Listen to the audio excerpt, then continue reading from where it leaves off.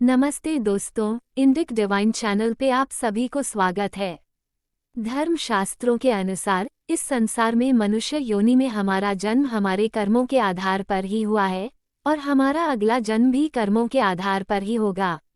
धर्म शास्त्रों के अनुसार व्यक्ति के अच्छे या बुरे कर्मों के आधार पर उसका अगला जन्म होता है। आपका अगला जन्म किस रूप में होना है, ये पहले ही निर्धारित हो चुका है और इसका निर्धारण आपने स्वयं अपने कर्मों के आधार पर किया है। श्रीमद् भागवत गीता में ये कहा गया है कि मृत्यु के बाद केवल शरीर नष्ट होता है, आत्मा नहीं। आत्मा पुराने शरीर को छोड़कर नए शरीर को धारण करती है। गरुड़ पुराण में कुल 84 लाख योनियों के बारे में बताया गया है। इसमें मनुष्य योनि को सबसे श्रेष्ठ योनि माना गया है। गरुड़ पुराण में कर्मों के आधार पर जन्म लेने वाले योनि के बारे में भी बताया गया है। यानी मृत्यु के बाद आपका जन्म किस योनि में होगा, ये पहले से ही निर्धारित है। क्योंकि आप अपने जीवन में जिस तरह का कर्म करेंगे, मृत्यु के पश्चात उसी के आधार पर ही आपका अगला जन्म भी होगा। तो चलिए जानते हैं ऐसे 5 कर्मों के बारे में जिससे अगला जन्म निर्धारित होता है। पहला, धर्म का अपमान करने वाले। जो व्यक्ति धर्म, वेद, पुराण जैसे धार्मिक ग्रंथों का अपमान करता है, ईश्वर के प्रति श्रद्धाभाव नहीं रखता और पूजा पाठ नहीं करता है, वह नास्तिक कहलाता है। गरुड़ पुराण के अनुसार ऐसे लोगों का अगला जन्म श्वान यानी कुत्ते के रूप में होता है।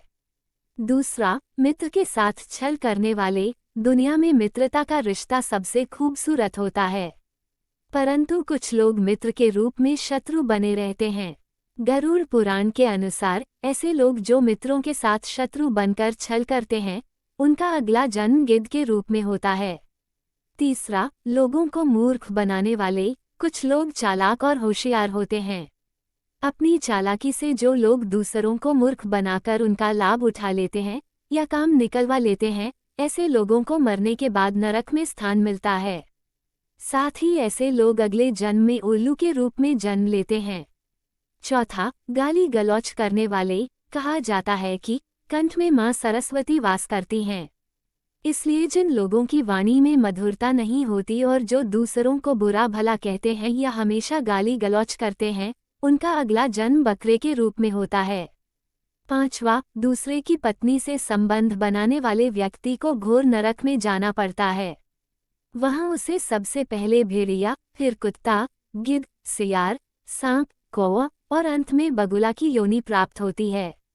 इसके अलावा और भी ऐसे कुकर्म या पाप कर्मों के बारे में बताया गया है, जिनको करने वाला व्यक्ति भी नीच योनि को प्राप्त होता है।